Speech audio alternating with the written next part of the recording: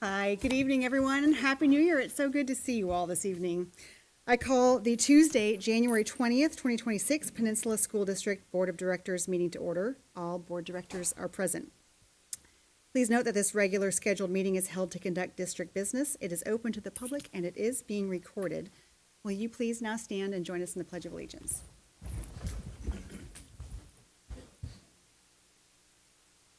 I pledge allegiance to the flag of the United States of America and to the republic for which it stands, one nation, under God, indivisible, with liberty and justice for all. Okay, the first item on our agenda this evening is to approve the agenda. So is there any discussion prior to that vote? Is there a motion to approve the agenda? I'll motion to approve the agenda. Second it. It's been moved by Chuck and seconded by David to approve the agenda. All in favor say aye. Aye. Any opposed? Motion is carried and the agenda is approved. Our first item this evening are reports from students, but before we get to our reps, I'm going to call up Michael Farmer, our Chief of Schools, to introduce our Unified Sports Program. All right, good evening. I'm really excited about this opportunity. We had a video made of some wonderful things that happened at PHS back in December, and I'd like Riley Ducharme to come up and talk to you about that, and then we're going to premiere this video for everyone. Hi, my name is Riley Ducharme. I'm a junior at Peninsula High School. I am a unified partner at Peninsula.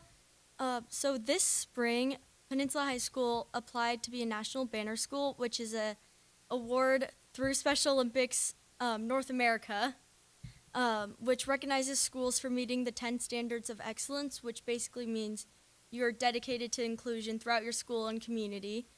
So Peninsula was awarded this. We found out in October, and it's a huge deal. Every school who gets this award has a huge assembly, and it's a big deal.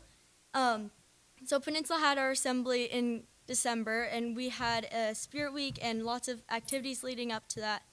So we had a Unified Spirit Week where the whole school participated with inclusion-themed activity, inclusion-themed Spirit Week themes like teaming up for inclusion, wear a jersey, along those lines, along with lunchtime activities to get people involved, like cornhole because we have a unified cornhole team, and esports because we have a unified esports team, and stuff like that. And throughout the week, there was a film crew who came in and was filming the activities of the week, the assembly, and also interviewing unified pairs and asking about their experience with unified, what unified means to them. And then they put those clips together and made a really cool video showing the impact of Unified. It's very cool. Awesome. So do we get to see the video now? We do. Yeah, so this is basically the world premiere of this video, so everybody just sit back and enjoy. Great. You know what Special Olympics is, and you think you know what it looks like to have a disability, this picture will blow your mind. The Unified program is working with students that may have some developmental or cognitive challenges. They partner with peers and they participate in a variety of athletics.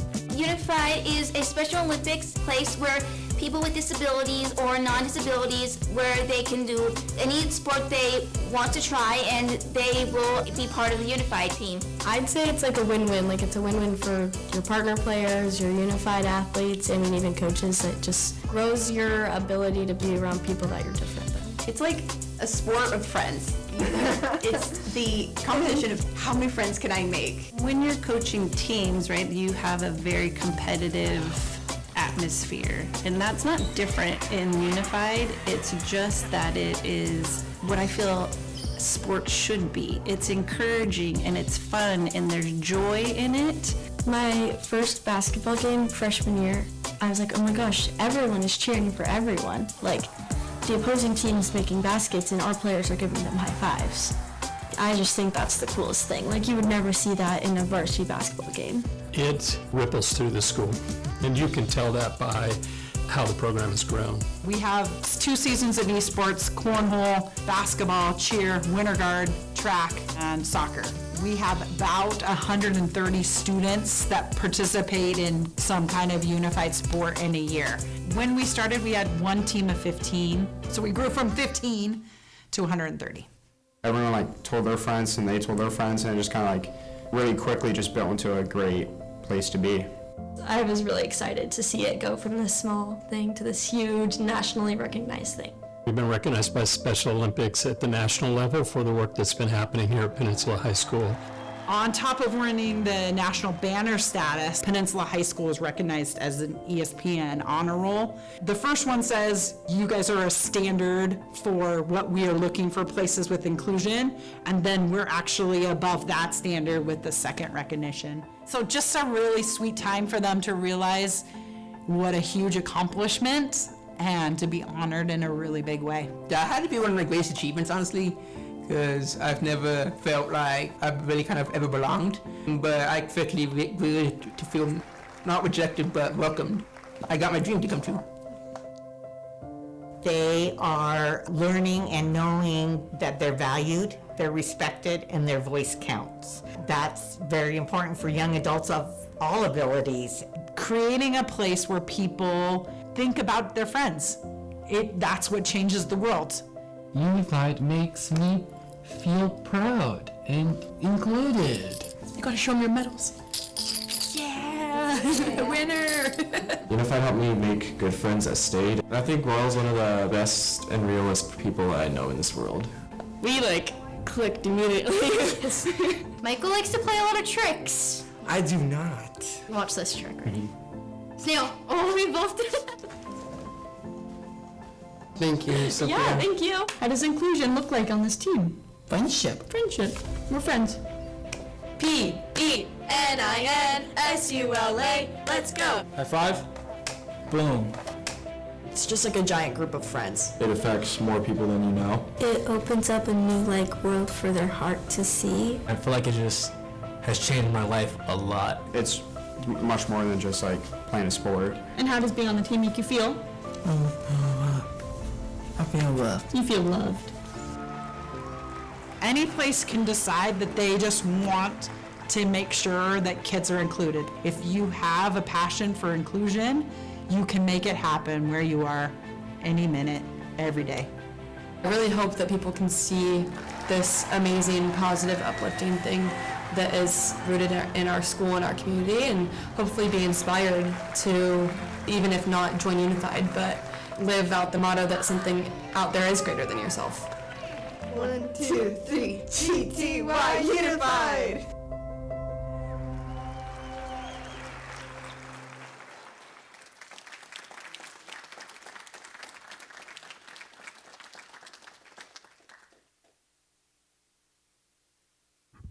That was fantastic, and speaking on behalf of all of us, I just don't think this is something we can celebrate enough. So I think this is a program that started with some adults who had great ideas, and those are pretty good ideas until the kids take over and make it as special as it is. And the group of young people sitting in front of us today, you guys, you have changed the world. You've changed the way that our schools make friendships, play sports, just the entire culture is different because of your work and your example. And I think we've heard it from a couple of kids here that it's changed their lives. And I think this is something that you will all take with you for the rest of your life. I think it's going to change the way you make friends, the way you look at the world, the way you include people. So I don't know if anyone else has other comments to say, but I'm so incredibly proud of this program. The board, for the last couple of years, we present at WASDA. It could be on AI, it could be on anything else. But for 3 or 4 years, we've been asked to present at WASDA. And this past year, we had the Unified folks there. And of all the presentations we've given in the past, that had to be the most well-received. The people in the audience were overwhelmed by it. It really was amazing. So Matt was there for the first time. It was amazing. So.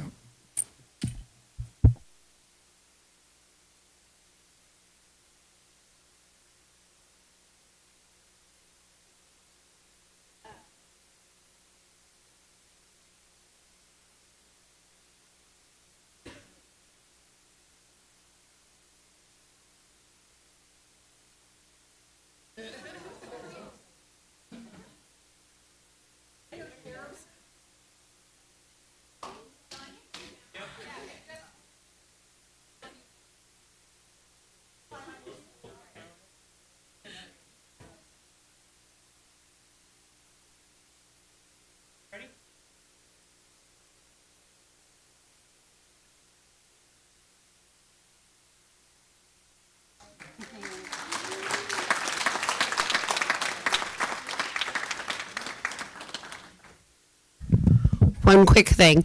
Riley was supposed to mention this, but she forgot.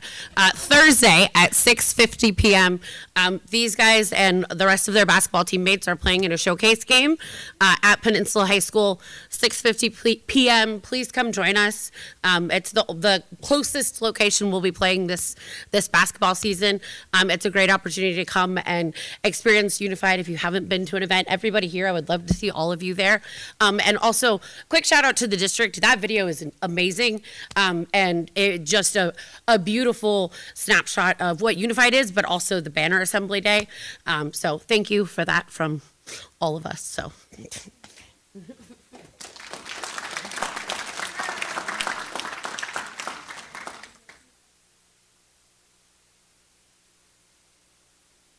All right.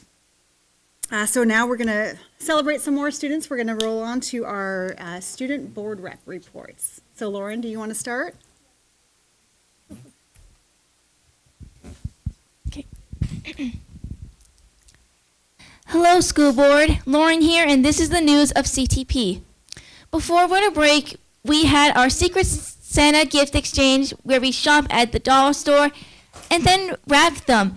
And then we also were invited to University Place CTP for a cookie exchange. Since coming back from break, we have new schedules to try out new jobs. And we're really excited to be getting back some of the farm jobs.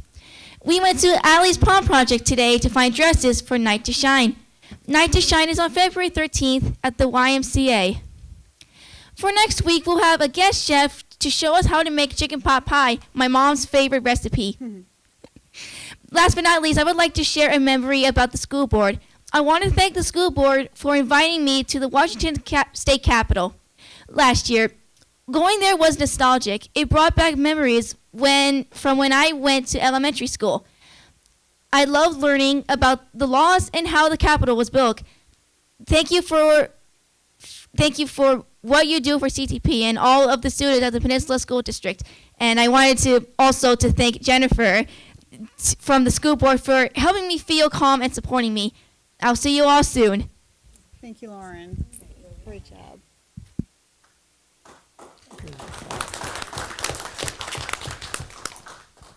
Hello, everyone. I'm Kainoa. I'm the junior representative at Peninsula High School. I cover all the feeder schools, so middle schools and elementary schools for the Peninsula side. So I'm going to start with the middle schools, then go down to elementary. So starting with KPMS, they're continuing holding their student and admin advisory meetings where they talk about how better ways to improve student life and day-to-day experiences for students and gather student voice. Okay, I was just making sure. Sorry. They have their first girls basketball game coming up on the 22nd, which is Thursday at 3:30 at Kopachuk. And they also have their winter beginning band concert tomorrow, January 21st at 7 p.m., where everyone is invited to come support our KPMS band. Next for Harper Ridge, as the semester comes to a close, Drama Club kicked off last week from breaking off of winter break with over 40 students at the first meeting, and their goal is to produce a spring play. Girls basketball is starting in full effect and preparing to begin their first competition. Harper Ridge Wrestling earned the title of district champions. I believe that was before winter break, but that's very exciting. Their ASB and leadership programs hosted an MLK assembly focused on the life of Dr. Martin Luther King Jr., Rosa Parks, and Ruby Bridges. And the HRMS choir will be at the District Choir Festival this Thursday at Gig Harbor High School at 7 p.m. Now to elementary schools. Purdy, January's character trait is problem solving. They've been going through a lot of, programs and with their iReady and I think it's Dibbles testing to show, and which has been showing great data on the students and their improvement. The 5th grade students participated in creating a grade level marketplace to sell and share goods and stuff like that. And their new play structure was officially open after the holiday break. Next on Devon, this Saturday, January 24th, the KP Elementary Schools are hosting a carnival at the Civic Center from 12 to 5 p.m. And their Vaughn Choir will be singing at the national anthem at Peninsula High School basketball game. I don't know if it's boys or girls on the 28th, which is next Wednesday. And lastly, for Swiftwater, they had an amazing Dr. Martin Luther King Jr. concert with 2nd grade, 4th grade, and the 4th and 5th grade combined choir. On the 23rd, which I believe that's Friday, they have the Options Program Family Night. On the 12th of February, they'll be holding a Kindness and Belonging Assembly to celebrate learning, or a celebration of learning for our reading CKLA night. And on behalf of all the feeder schools, they would just want to say, like, thank you for all the board members and all you guys support for helping them to be better students and in the future. So thank you guys. Thank you. Good job. Hi, my name is Kate Cardinal, and I'm the senior rep from Peninsula. Just to start off, I'm going to talk about Unified. I know a lot of that was shown in the video, but some things maybe we didn't cover. But we started with Unified Spirit Week. They planned really fun events that Riley talked about, just everyone feel included. And all of those led up to our Empathy and Unified National Banner School Assembly. Also, every kid was handed a shirt that they all wore at the assembly, so everyone was matching, and it just made the look of the assembly so much cooler for everyone to be and feel included. This was part of our Empathy Assembly, and it was a joint collaboration through our leadership and our Unified program. It was an amazing experience to be a part of, and for anyone that was in the audience, I think it was just such a cool day, and yeah, that was definitely represented in the video. We also had our scholarship notebook turn-in, and 97% of our Advid seniors turned in a scholarship notebook this year, which is a really awesome achievement. And we had a great turnout for all of our seniors. And I think most of us are really excited that it's done and over with. That was not the most fun thing to do, but we do have our scholarship night in May, which I think we are all looking forward to. We also had a winter social before break, which was just an after-school event for kids to hang out and have fun. Just meant for like community building before we all went to our long winter break. And then lastly, last Wednesday, we had our MLK Assembly, which I believe was the 14th, where we had Dr. Karen Bolton come and speak. And it was another collaboration between our leadership and our POC club, which I think was really well received from all of our students at Peninsula. And then lastly, Peninsula wants to thank all of your hard work, and I know we all appreciate you guys, and our leadership made you a poster. So wow, we're going to present that really quickly.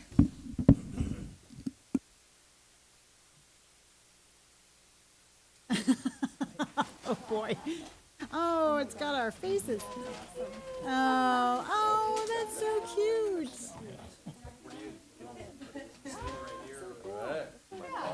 Yeah.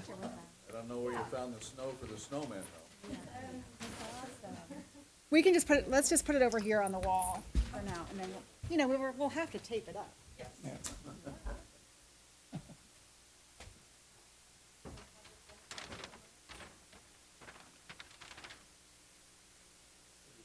Ask for permission after. Say yes.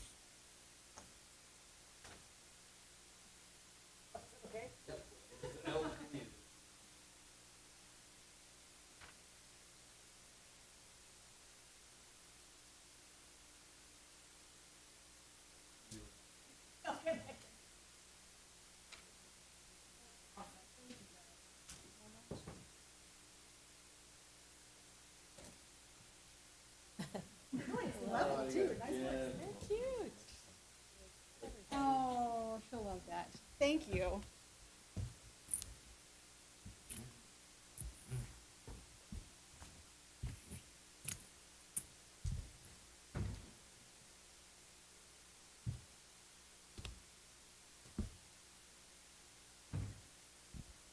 Okay, hi. My name is Caitlin, and I'm the senior rep for Gig Harbor High School.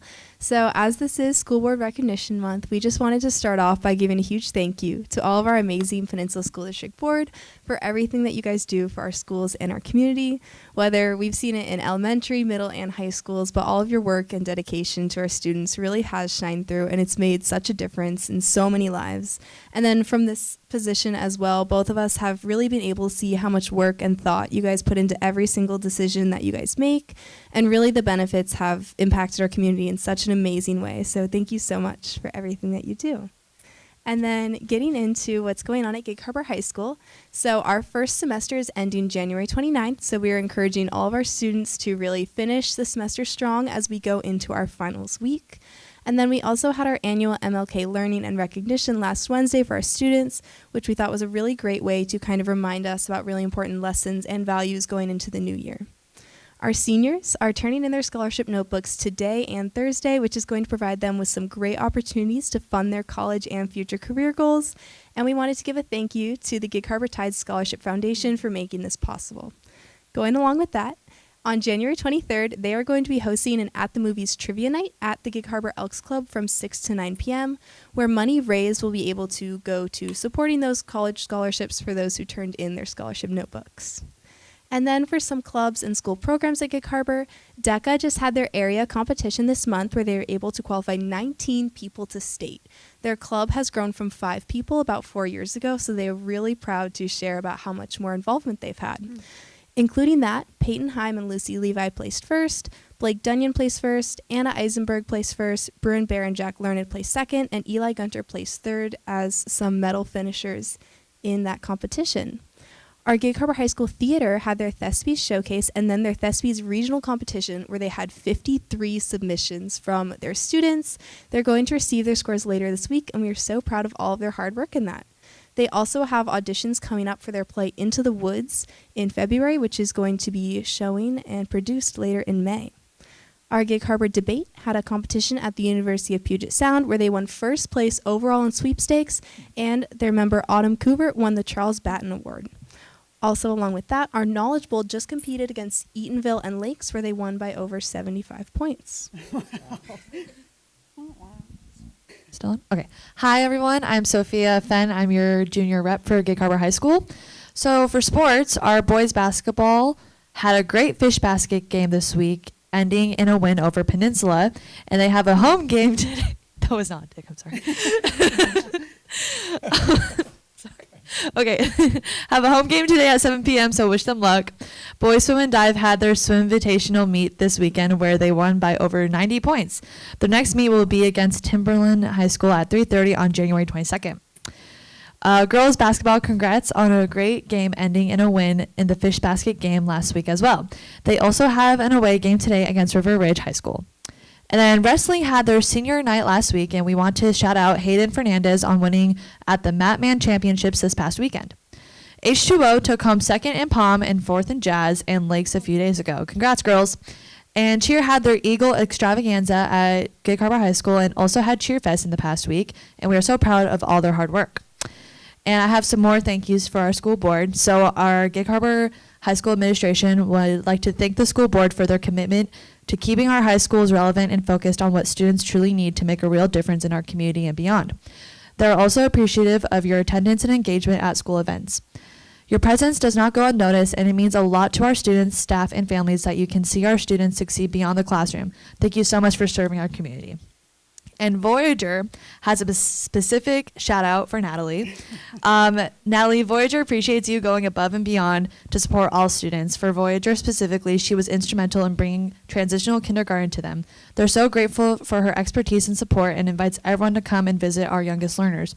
Voyager has an outdoor learning component for our transitional kindergarten class, so a large chunk of time each day is spent in 2 different outdoor learning areas. Thank you so much, Natalie. And for Voyager, their second student advisory group meeting happens this Wednesday.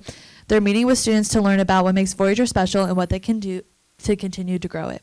And then they have their next taste test, which is cabbage, on Thursday. So I'll let you guys know how that goes. And I'm looking forward to celebrating Kindness Week next week at Voyager.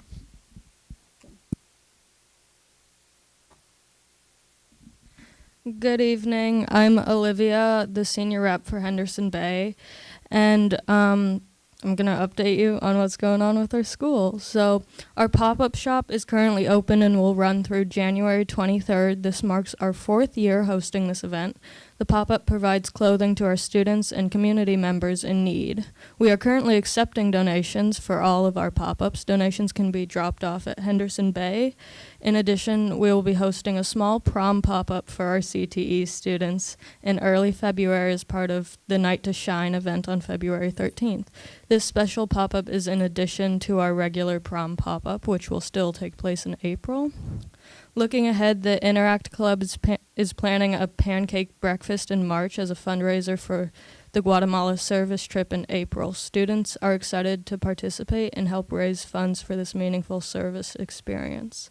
As we move into semester 2, we're expecting more students to join us, and we are preparing to welcome them into our programs and activities. It's an exciting time as the school continues to grow and provide opportunities for engagement, learning, and service. Finally, I'd like to take a moment to thank the school board for your continued support to our school and our students. Your guidance and commitment help make it possible for us to offer these events and experiences. We truly appreciate the time, attention, and encouragement you provide to help our school thrive. Thank you. Awesome. Busy as always. Can I ask a quick, for your pop-up clothes, what, is it any kind of clothes? What kind of clothes are you taking? Oh, yeah, we'll take any kind of clothes. It doesn't matter, anything. Okay, male and female, I'm guessing? Yeah. Any age? Yeah, because, I mean, even for, if you bring in, like, younger stuff, we have kids that have siblings, and, I mean, it's for everybody. Okay, thank you. All right. Thank you all. We're now going to move on to item 4, which is public comments on agenda action items. But before we do, I just want to note that today the board met in a retreat, and this was one of the items that we discussed, where public comment will fall on the agenda. So because the agenda was already posted the way that it is for today, we're going to keep it as it is with 2 separate comment periods. The first one on action items. But starting in February, we're going to go back to having all public comment at, earlier in the meeting together, rather than separating out agenda or action and non-action items. But for this public comment period right now, it is on action items only. We only have 1 person signed up for that. And so when I call your name, please come to the podium and you will have 3 minutes to speak. So there will be a timer up here. If you run out of time, you can still submit your comments to us by email. So we have Rebecca, is it Becknell? Okay. Good evening. My name's Rebecca Becknell, and I'm the president-elect of Kiwanis and the Kiwanis advisor for the Key Club at Peninsula High. And I can't tell you what a treat that is. Key Club is an organization sponsored by Kiwanis to encourage leadership development skills through service to the community. And in December alone, Key Club worked the lighted car parade, served breakfast to several hundred people at the Kris Kringle breakfast. In fact, that included sausage and pancakes, and they loved every minute of it. And then on top of it, raised over $1,100 in donations for the Fish Food Bank. And that was just that month. What we are asking for tonight is approval of our field trip to take up to 6 officers in the club, along with the 2 chaperones, myself and Mr. Ben Penio from Peninsula High, to a district, Pacific Northwest District Conference in Leadership Skills, and that's going to be held in Portland. The cost of this trip will be shared among the students, the Key Club itself, and Kiwanis. And we're also asking that our students be allowed to travel by train due to the high expense of trying to do a bus service to Portland and back. I have brought materials to show you that every minute is jam-packed. The students will never be on downtime there. We are going to do one leadership training program after another, and we'll be leaving on March 6th and returning on March 8th. Any questions that I can answer, I'd be happy to. And I have materials if you have any questions about the train itself, traveling by Amtrak, and the agenda that's going to go on at that conference. It should be a worthwhile experience for these young people. And I appreciate your time and commitment. Thank you. Can I say, I'm thrilled you're taking them on a train. Pardon? I lived in Europe for a number of years. Oh, did you? And I went to work every day on the train. And I think it's cool. I bet the majority of the kids have never ridden on a train. All So of them I said think they've that's never been on the train. That's So this will be a first. I think that's So awesome. it'll be exciting. Thank you. Great. Can I ask you for the things that you brought for the board, if you Yes. would give them to Jenny over here, and then she'll make sure that the board gets that information. Thank you. All right, and that concludes public comment on action items. So we're going to move to item 5 on the agenda, that's recognitions and reports and presentations. So item 5.1 is School Board Recognition Month, so. Yes, it is School Board Recognition Month, and in front of you, you have a certificate. We did not put it in a frame. However, if you really want it framed, we can do that. I am going to read the proclamation from Governor Bob Ferguson. Whereas, the proclamation, whereas the mission of Washington Public School System is to ensure that all students achieve high levels and possess the knowledge and skills to be responsible residents of a democratic society and enjoy productive and satisfying lives. And whereas Washington's 295 locally elected school boards and 9 elected educational service district boards are the core of the public education governance system in our state. And whereas the districts and regions they lead serve more than 1.1 million students, have a combined annual budget of over $16 billion, and employ approximately 120,000 people. And whereas school directors play a crucial role in promoting student learning and achievement by creating a vision, establishing policies and budgets, and setting clear standards of accountability for all involved. And whereas school directors are directly accountable to the residents of their districts and regions, serving as a vital link between members of the community and their schools. And whereas school directors and educational service districts provide a passionate voice of advocacy for public schools and the welfare of school children. And whereas it is appropriate to recognize school directors as outstanding public servants and champions of public education.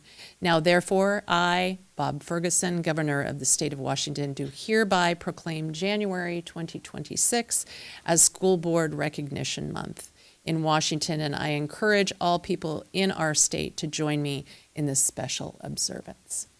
It is an honor and a privilege to work with you. Today's retreat showed that around accountability and students first, always, and the decisions that you make. So thank you for your service. And there's a small card from me directly to you, and there may be a little coffee card in there as well, because you give every day. And this is not a thankless job, it is an honorable job, and we are so grateful. So I echo the students as they thanked you, and we thank you for serving. Anyone want to speak about, respond? What? I should give you an opportunity to respond. No? Okay, no, well, thank you. Thank you. And thank you for reading that. It's very thoughtful. It is I will just say, it's our honor and pleasure. It's a little awkward to be thanked so profusely and eloquently. I appreciate that. But I'm sure we all hold it as an honor to be able to represent. Being in an elected position is something I don't know that any of us really aspired to. We just found ourselves really caring about the school district and the students here. And so thank you for allowing us to continue to serve. Okay, item 5.2, safety and security report. So I'm going to call up Chris Hagel, Mr. Yonke.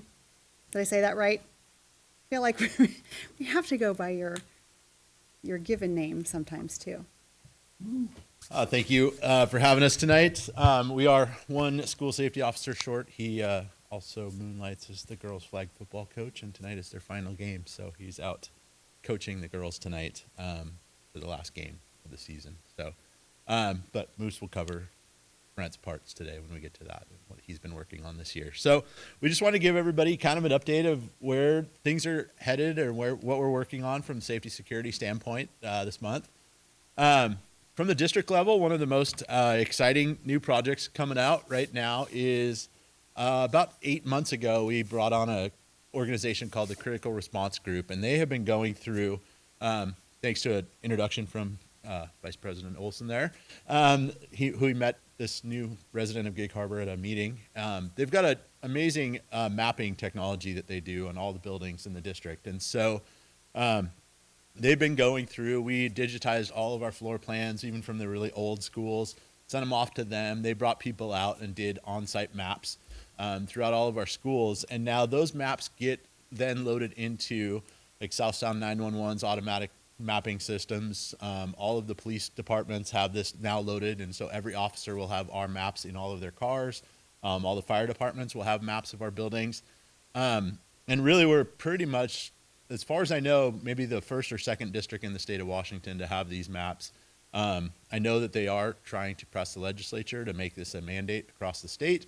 There are a couple states in the U.S. now that have gone all in. I think there's about 5 or 6 that have gone all in. Every school is required to have these maps. And so they'll also be, we're finalizing the last little bit. They missed a couple of portables when they came out the first time. So getting those added, and they should be done in the next few weeks.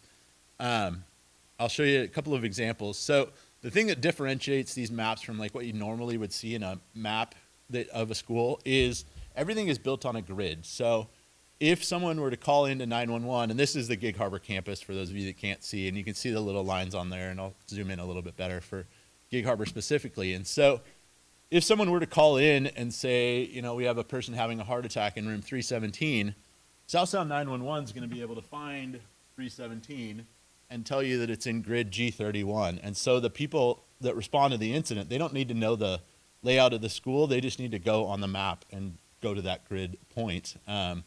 Found it's much faster for first responders to get right to an incident if something were to happen. And so this is really some great work that they've done in getting all these maps ready for all of our buildings. As part of the contract too, they'll also be leading us with our first responder partners and doing a tabletop exercise as soon as the maps are finalized. And so we'll have people from Gig Harbor Fire, Gig Harbor PD, Gig Harbor Fire and Medic 1, and KP Fire all coming together with us, doing tabletop exercise on how to, you know, respond to incidents with these maps. And so one of the projects that we've been able to fund thanks to the school safety and security and technology levy. So we're really excited to have these done. They're almost final. As you can see here, that map is almost perfect. It's missing one portable at the very top, but we're getting those touched up. So, okay. So next big project that we're working on, about half of our schools in the last few weeks have had their emergency containers delivered. These emergency containers, Patrick held off on the rest of them because of the weather. Starting to get really muddy and really hard to get the truck in without tearing up the lawn and some of the dirt areas. So we put a pause on the rest of them until we can, you know, get a little solid footing to put those in on. But each of these emergency containers will be equipped with all of the supplies the buildings might need in a natural disaster or an emergency. If an earthquake were to hit and we were stranded and nobody could get to the school, what could we, you know, what do we need to have on site for all of our students to keep them safe for anywhere from 48 to 72 hours, which is what kind of experts would tell you. You need to make sure so you can get kids home to their parents, but some parents may take a little while to make it back, you know, in a big earthquake or something like that. So lots of equipment going in. That'll be the next step now that we have the containers. The containers took quite a while to get here. But they are here. We did paint them all a forest green so they blend in and don't stick out. But so if you see a dark green container, that's probably what it is. I think we have them at 9 schools right now, so the rest will be in shortly. So it'll be things like, I listed a few of the things on here. So like search and rescue equipment. So some basic tools if they needed to go and if something were to happen, and specifically in like older buildings, like maybe the transportation building or, you know, something like that. You know, how do you get some of the little bits of equipment that a regular person could use, not something that like the fire department's going to use in search and rescue, but flashlights and small generators, things that they just can do to keep things running for a little while.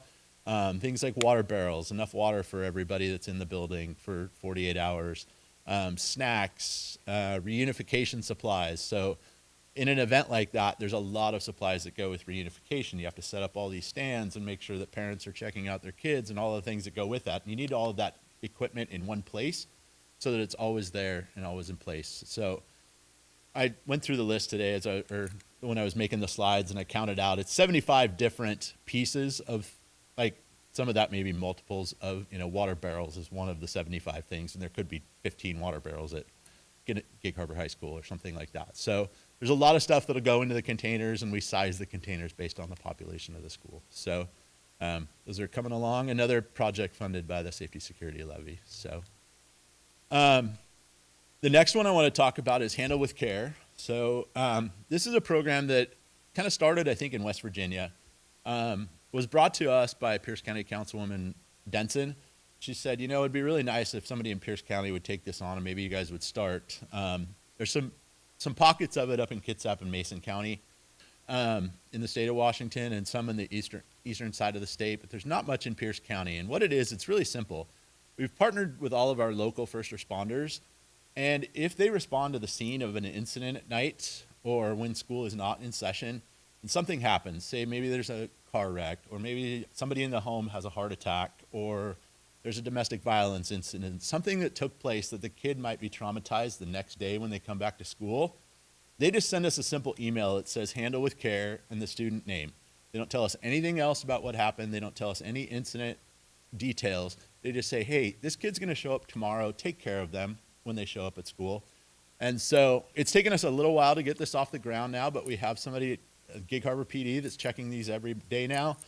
We have somebody at Pierce County Sheriff that's checking these every day. We're working with the fire departments. They're working to figure out how to get that into their routine as well.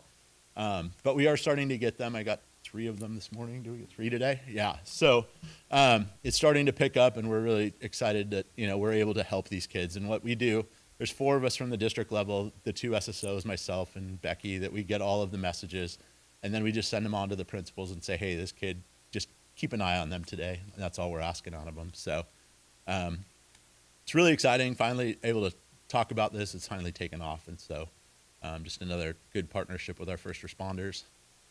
And then the last thing, I don't remember if we talked about these last year because I think they came in August. Our SSOs now have their own branded security vehicles. So you may see them around town or out and doing a little traffic control or just parked in the front of the school or whatever it is.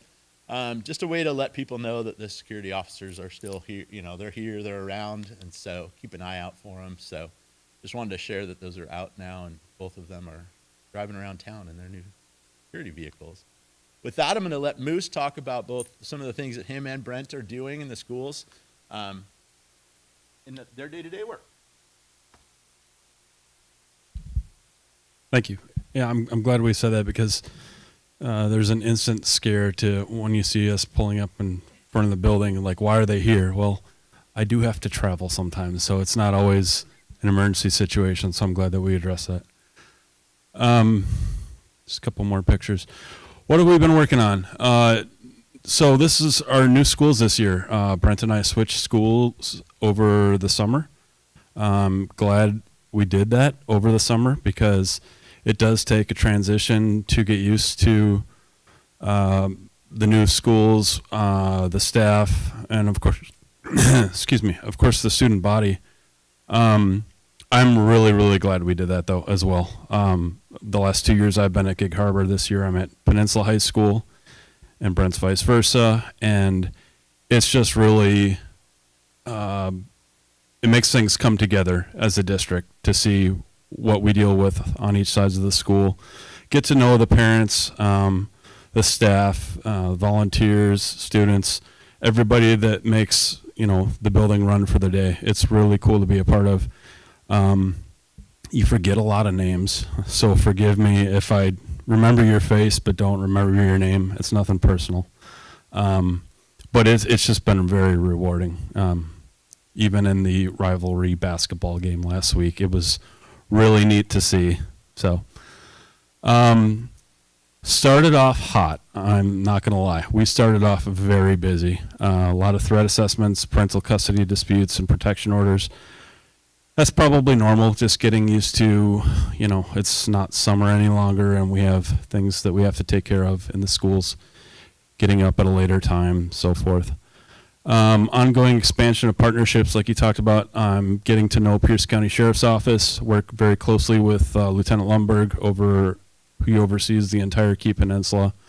Very much needed relationships, and Brent is getting to know the people that I would know at Gig Harbor PD. They have a new police chief that, I used to work with, and it's just very beneficial. That way we just say a name and know what we're talking about, and more importantly, they know who we are. So, drug use monitoring, I'm seeing a dip in the amount that we are seeing in the high school. With that being said, I am seeing an increase in the middle schools. It has been pretty steady ever since, I'd say, the beginning of this year. But I am happy to say, at least in the high schools, the kids it's not so much the kids that normally do the drugs aren't doing it. It's more or less other kids aren't interested in becoming, that as well. So camera expansions, we're getting more cameras in other schools, helping them, the admin team, set up the cameras, know how to do the layouts, what we're looking for. Once we have the cameras up, it's easier to see. The questions start to flow once the cameras are up. Well, what about this? And there are some things that we address as far as situational awareness or training for emergency incidents. Drug and alcohol presentations to health classes and parent nights. Lockdown trainings for schools. That's ongoing, the one-on-one with teachers. Brent does a fantastic job of something that I think he started last year, where are my schools that I kind of piggybacked last time, where we speak with these problem students with impacted trauma that are heavy drug, alcohol users, even in the middle schools. And we have these one-on-ones or 3-on-1s, and it's very beneficial. You start to see that look in their eye where that they can talk to you and trust you when they really need somebody to talk to when they don't have that. So it's really cool to be a part of, and I just want to say he does a great job at that. So search and seizure, student rights. He also speaks to the civics classes, knowing their rights as individuals when it comes to search and seizures. Internet safety, a very big problem. This is kind of on the rise, starting to see it in the high schools. Has a lot to do with our threat assessments, just the dangers of being online. Once you're online, you're just open to the world. So how to use that wisely. Mentoring trauma-impacted students, again, like I talked about earlier, and reading to students and building relationships. And, I myself got to be a part of that with Kristen at Evergreen. Wonderful experience. I'd like to see more of that down the road, and I'm going to take advantage of that. And you could just walk in and feel like a superhero to these kids, and it's really special and great to be a part of. So thank you. Did you swap just so you can shake things up and learn the new school, new culture? Y'all just decide to do it for no reason, just to change it up? I think it's important that we just, we work for the district. We don't work for the high school. So it's a very necessary switch up that we get to see where the other side of the island is operating on. So, right. Yeah. Okay. Yeah, that's what I thought. I appreciate that. Yeah. Yeah. There are a lot of times and a lot of days where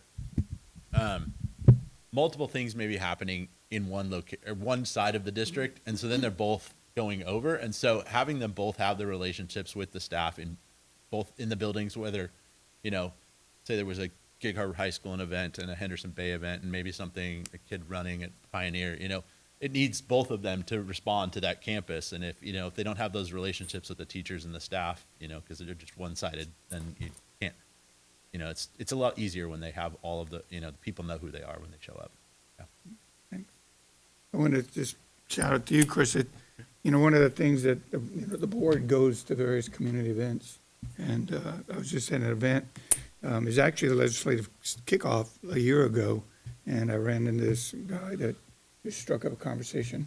And he used to be Special Forces in the military, and now he's working for this company, and he was just telling me what he does. And I was telling him we had a safety security levy and some of it, and we just struck it up, and I thought it was cool. And I introduced him to Chris, and Chris had an open mind, and next thing you know, we got this great program. So it just shows how being out in the community and doing things and meeting people and having someone with an open mind to listen. So. Yeah, we were, Preston and I and Julie and Michael were recently had a meeting with Gig Harbor PD on a few different topics, and this topic came up about the maps, and they're really excited about this possibility, and I think all of our law enforcement partners and even our fire partners are, to see what this can do. And, when I told him, I said, you know what, I don't have the time to go to each of these departments and ask them if you'll put our maps in your system. And he went out and did all that work, met with South Sound 911, met with all the law enforcement agencies, the state patrol, everybody, and said, hey, we're going to do this. Will you load the maps into your systems when they're ready? And they said, yeah, sure, absolutely. So luckily we didn't have to do the legwork of getting, because that's a lot of work trying to convince those people to take our stuff and put it into their systems. And so, yeah, we're really excited about the possibilities there. And I think you will see in the coming years that this is going to grow quite a bit, not just in the county as I talk about it with my peers in the county, but I think legislatively, I think that we'll start to see some sort of need for this across the state. So once again, we'll be ready to go when that does happen.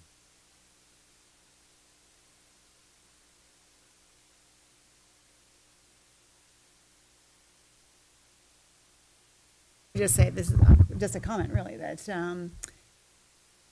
having the security officers here, I think, much like Unified Sports and much like ROTC, these are things that are relatively new to our district, but there's the idea, and then there's people who make it a reality. And I think I cannot imagine ever going back, and I don't really remember what it was like before you were both here. I don't know how really we survived without you, but the cars, the people that are here, it's phenomenal. And how you've grown this program and built it out, again, farther beyond anything that we really envisioned it could be. Is just such a testament to Moose, you and Brent and Chris for being engaged in the leadership of it. I want to give the kids a chance to speak or ask questions too, but I am sure that their lives are impacted by it as well. But Preston, if you want to give your comment, then we'll let the kids. Well, I'm just going to share. So myself and the principal had an opportunity to read aloud, and then Moose went, and all the kids were like, Moose, Moose. And so you really are a rock star, and you stand out in the crowd. But the kids love both you and Brent so much and feel safe, and you keep them safe. And they know that. And so I just have to shout out to you. My husband is also a superintendent, and he said, how did that happen? And I said, well, it's because the board supported something a little unusual, and Chris, you went forward to do that and hiring the right people. So you both are the right people, and I just want to thank you. Students? I just want to comment on, I think at first when I heard about the switch, I was a little hesitant because I know Brent, he was a super good guy and good guy to have around the school. But having Moose, I had an incident earlier in the school year where I needed to go talk to Moose about it, and he was right on it and got it done in a couple hours and solved it. So I really appreciate you, Moose, for all the work you do at Peninsula, and it's been a great change. So. I kind of have a question. I'm not really sure. I've kind of thought about this for a while, but just kind of on the topic of safety and lockdowns, being a Running Start student, I'm not showing up to school until later in the day, and I've actually shown up during a lockdown, but I didn't know what was going on. So I was wondering if that was something we could look into, an alert system or something for students, because like it ended up not being a big deal, and I ended up, like, it wasn't a big deal, but I had no idea. And I think that's something that I forgot until you brought it. You were talking about lockdowns today. If that's something we could look into, I think. Yeah, absolutely. We've done a couple of things over time, and I wonder if we may not have communicated them, especially to Running Start students. There are supposed to be lights on the outside of the building that will flash to let you know that the building is in lockdown. I know if you're Gig Harbor, right? Peninsula, there's only like one or two in the entire building in both of those high schools because they're so old. If you were to see them here, you'd see them all over the place. But those buildings, because of their age, we've only got one or two of these flashing lights to let you know that the building is in lockdown. So that's something we can take back and look at expansion of those. Yeah. Yeah. Mm-hmm.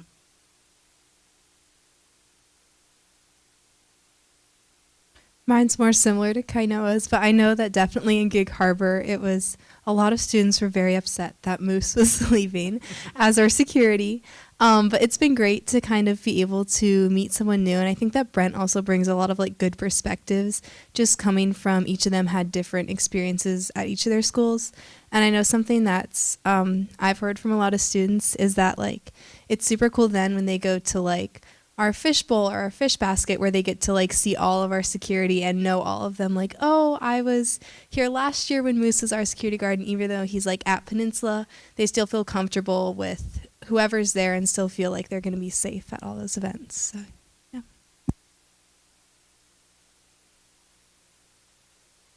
Oh gosh. That wasn't fair. Yep. Thank you. Thanks. Okay. Item 5.3 is our monthly enrollment and budget update with Ashley Murphy. So we'll give you a few minutes to move the furniture so you can get to the podium.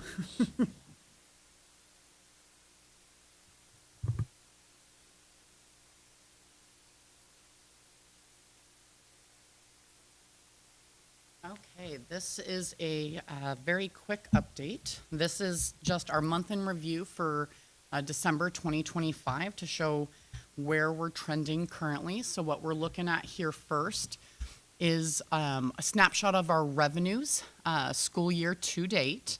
So we are approximately 2% under what we had anticipated to collect as far as revenue goes at this point. But ultimately, it's tied to $2.2 million that we have. It's a timing situation. We have $2.2 million that we claimed both through federal grants and through a reimbursement through the Capital Projects Fund for the Safety, Security, and Technology Levy that is owed to the general fund. And those did not hit the books until after the December 31st date. So we're actually trending right on, and you guys will be able to see that in the February report. Local sources, we're currently at just under 41%, and we had anticipated to be around 41% at this time. State resources, we're trending just under where we had anticipated to be. January is the true-up month for school districts where we start earning our revenues based upon actual enrollment versus budgeted. Our enrollment was higher than budgeted by approximately 34 FTE. So we will see increased apportionment payments beginning at the end of January. Federal resources, you can see we're currently sitting at 8.38%. Again, there was a larger federal claim that was just recently done on last Friday. That's going to bring in about $750,000 specific to special education, and so that will bring that graph more up to current once those revenues post. Let's go on to expenditures. So one slide down. Okay, so I'm sorry, Jenny, the green semicircle, there you go.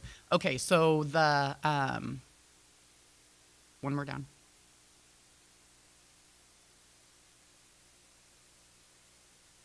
There we go. Okay. So that green semicircle right there, that's where I track ending fund balance. So not to alarm anyone, you can see that it's currently just under 3%, but that's without that few $1 million worth of claims and transfer included, okay? So once that's actually included, we're trending closer to 5% for year-end fund balance.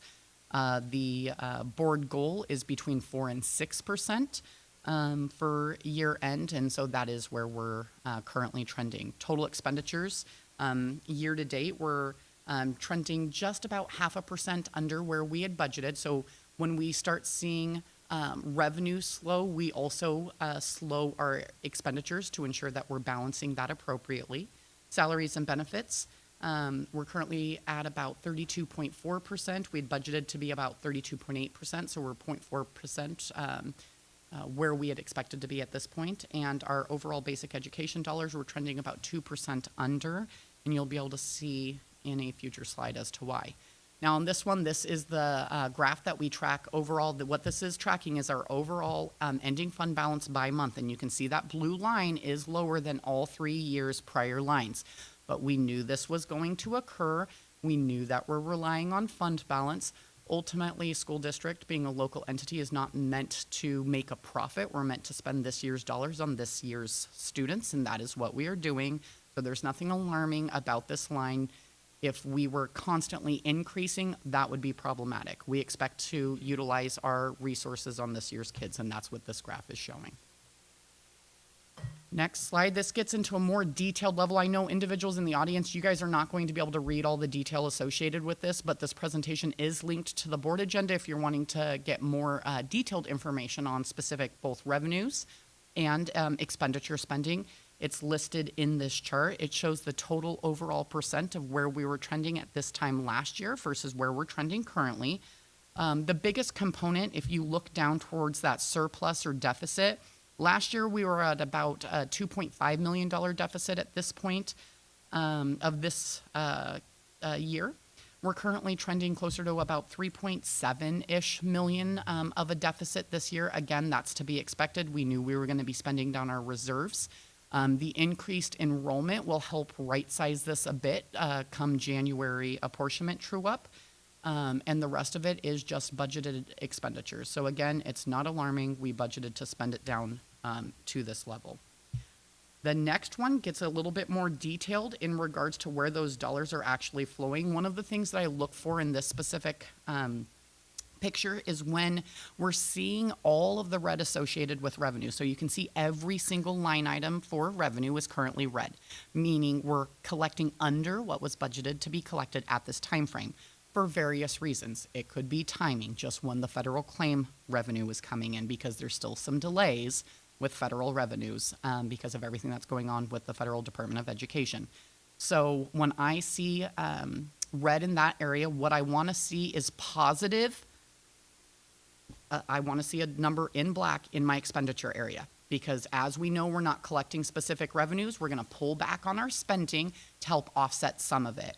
And so you can see we're at currently just under 630,000 of positive savings on the expenditure side for what we would have anticipated to see at this point. And we're sort of keeping some expenditure revenue in reserve to see what actually happens with our overall revenues and where we're trending. Okay, that's high level for month end December. Do you guys have any questions? This is not necessarily tied to month end, but there was something in here where expenditures sometimes seem to be outpacing income, and that's a question that's come up a couple times as you guys are doing your road show. Can you just discuss or talk about why that happens? Absolutely. It's not living beyond our means. Correct. So districts budget to spend our reserves. Ultimately, when a district is bringing in revenues, those revenues are actually intended for this year's staff, this year's students. So yes, you do need a bit of money sitting in a fund balance to pay for things like, you know, potentially an IOU from the state come May, to ensure that you're going to be able to make payroll when those IOUs come in. But ultimately, keeping that minimal fund balance in reserve allows us to continue to spend all of our resources on our students that are currently being served and ensure rigorous levels of academic support regardless of those funding streams. And so when we see that we're spending more than we're taking in and it's aligned to our budget, it's intentional because we should not be just simply building a nest egg for a rainy day. Ultimately, we want to ensure that we're sitting there between that 4 to 6% board goal at this point. And we actually budget to spend down excess revenue so that our students are seeing the benefit now. Perfect. Thank you. Any other questions? Or from students? Budget questions? Is this your only discussion tonight about budget? I will be coming up for a brief moment in regards to something you're going to be taking action on. Yeah. But that's not budget related, sort I of. just want to, so it's sort of outside your presentation. So we were at the Ledge Conference recently, and Natalie, myself, and Preston, and with hundreds of other people from all over the state, CFOs.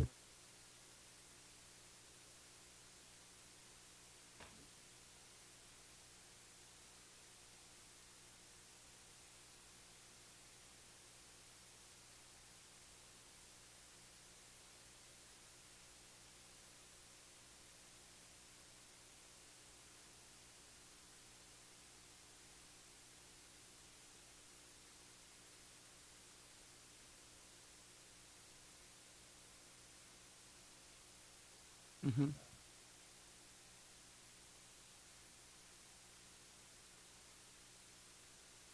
Correct. Actually, that's a perfect segue to the fact that I'm actually going to the Capitol tomorrow to testify in regards to the MSOC bill, the Material Supplies and Operating Cost bill that's currently being heard. Unfortunately, in both the governor's budget and in any bills that had been drafted at that point, there was zero increase for any material supplies and operating costs. They were keeping it stagnant. And for a school district, that means we're going backwards because costs are outpacing, and now we don't even get some type of implicit price deflator or something inflationary factor in order to keep up with it. So we're seeing decreases on that side. In addition to that, some of the bills that are currently being heard would, for example, reduce funding for transitional kindergarten. We're talking kids that are currently in the program. We're talking reducing the funding mid-year. That would have approximately a $400,000 impact if that bill were to go through, allowing the reduction of the funding associated with that. In addition to that, there's a very, very, very costly bill out there that increases the overall SEB, or School Employee Benefit Board, packages for school district employees, in the sense that it increases the number of individuals that would qualify for benefits, but that cost is highly absorbed through substitute educators.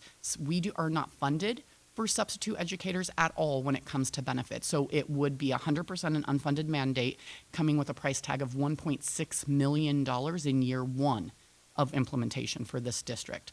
So now you take the 1.6 million plus the other 400,000, we're already looking at about a $2 million deficit from 2 bills alone.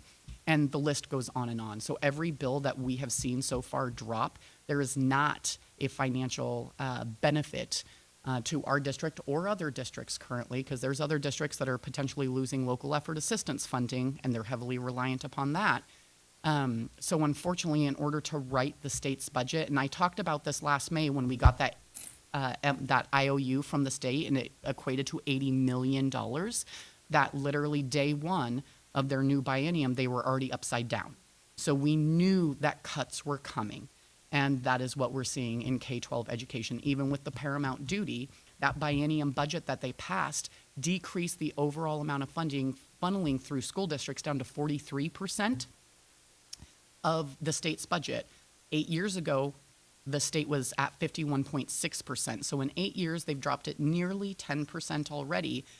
The budget proposals that we see have the state's overall budget investments into K-12 education decreasing less than 43%, even in the middle of a biennium. So ultimately, I don't have any positive news to report legislatively, but what you guys are hearing and what you heard there is what we are facing right now. I am on WASBO's Legislative Action Committee, hence the reason I'm going to go down and testify. But ultimately, any lobbying and testifying on any of these bills that we can get out there is going to be vitally important, because it's each one that we're seeing is just taking money from school districts. You get 2 minutes to say all that. I know, 150 words. Or 90 seconds. Yeah. And can you touch briefly about, since everyone wasn't there, about what they're going to have us do as far as taking money from the general fund to move it to the special ed fund? Yeah, so that's not a new thing. in the way that they would do it. They do that on a continuous basis by creating a state level department, but then invoicing all local taxing jurisdictions for their portion of that, right? So it's a redirection of funds. It's a way for the state to get credit for giving funding to K-12 education, but in all reality, what they're doing is shorting the districts in another avenue. So it truly is sort of smoke and mirrors in that sense. And ultimately, what they are finding is that it's hard to lobby against fully funding special education. So what they're doing is they are providing more funding for special education. We saw that during last legislative session as well. But when they provided that additional funding for special education, they could not provide the funding that we needed for MSOCs and everything else. So what they did was give us an IOU, which then in turn put them upside down once again, and now we're right back at the table of them saying, okay, we need to fund something for special education, but we're going to take it from somewhere else. That's the game of politics. Yeah. So, Okay. you explained it a little different than they did there, so thank you. Oh, interesting. Yeah. Thank you. Okay. Thank you. All right. Can you hang there for just a minute? Yeah. I'm going to call you out for consent agenda. So before we vote on the consent agenda, I'm going to ask you to speak about item 6.7, which is the approval of a purchase of property. Okay. 6.17, sorry, what did I say? 6.17, yeah, 6.17. Okay, so before the board today is basically it's a purchase and sale agreement for a home that's located right next to PHS. It's a home and it's 1.5 acres. So this home came onto the market here within a few months ago, about 2 months ago, and it's a piece of property that's located smack dab sort of in the middle of our PHS campus. And after looking at both the home that was for sale and the acreage, there was a decision made to enter into an agreement for this and acquire it for some future school level programming that would move some district level programming onto the PHS campus. I can't speak a ton of detail in regards to all of it because I'm waiting to finalize everything so I can get a contractor in there and see if the building is going to work for what its intended purpose is. But ultimately, what this allows us to do is really continue to broaden the services of what Peninsula High School can provide to our entire student population. We were able to get the property for approximately $60,000 under asking through a ton of effort of Patrick Gillespie working back and forth with the sellers. So ultimately, this was being paid for with investment proceeds from the Capital Projects Fund. So this is not bond funding. This is funding that's truly dedicated to these type of purchases and can't be used on, let's say, salaries, benefits, academic instruction for kids, anything like that. It truly has to be utilized for acquisition of land, real estate, significant facility upgrades, those type of things. So we're utilizing that dedicated revenue stream, and then this will increase the acreage and property that the district owns. Great. And then more info to come in regards to it. But Okay. we're pretty excited. Thank you. All right, that's it for that. So consent agenda, is there any other discussion prior to the vote? Is there a motion to approve the consent agenda? Go to Okay, is there a second? second. Looking at the greens. It's been moved by Lori and seconded by David to approve the consent agenda. All in favor, say aye. Aye. Any opposed? Okay, the motion is carried. Consent agenda has been approved. Discussion action items this evening. Item 7.1 is the approval of second read of policy 2170 for career technical education. Also, I just want to point out at our retreat today, we kind of talked about us taking votes without having a whole lot of discussion all the time. Sometimes we do, but I want to point out that the board has access to everything on the agenda about a week before. The public has access to everything on the agenda a few days before. So we do have an opportunity to look at these. If we have questions, we direct them to the superintendent or staff. Many times these policy updates are language. For example, this one, a lot of it is just taking career and technical education and making it lowercase instead of uppercase. So they're not, big weighty decisions that we're making. So if we don't have a discussion, it's usually because it's something we've already reviewed and is not super cosmic. So, and that's the case with this one. There is some updated language, but mostly it's grammar and spelling and capitalization. So,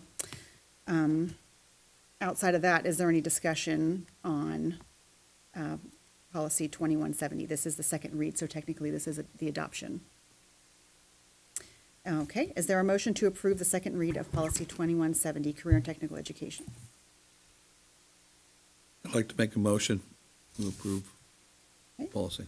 Is there a second? Second. Okay, it's been moved by Chuck and seconded by David. All in favor, say aye. Aye. Any opposed? Motion is carried. Second read of policy 2170, career and technical education has been approved. Item 7.2, the approval of the second reading of policy 7321. This is being renumbered to 6220, and it's related to purchasing, bids, and contracts, purchasing and contracts to bid or request for proposal requirements. So again, this is mainly a renumbering. So we are collapsing our 7,000 series and moving them to the appropriate spot in the 6,000 series. Is there a motion to approve the second read of policy 7321 to 6220, purchasing, bids, and contracts to bid or request for proposal requirements? So moved. Is there a second? It's been moved by David and seconded by Lori. All in favor, say aye. Aye. Any opposed? Motion is carried, and the second read of policy 7321 to 6220 has been approved. Okay, now before we move on to the next item, item 7.3, I want to call Ashley back up, and this is to speak about the approval of the Washington Clean Buildings Compliance Program. Okay, so we made a conscious decision to put this before the board and put it in as an action item because this is the first step of that unfunded mandate for the Clean Buildings Act. So ultimately, this was enacted by the state. It wasn't targeted for public entities, K-12 education, hospitals, all local entities.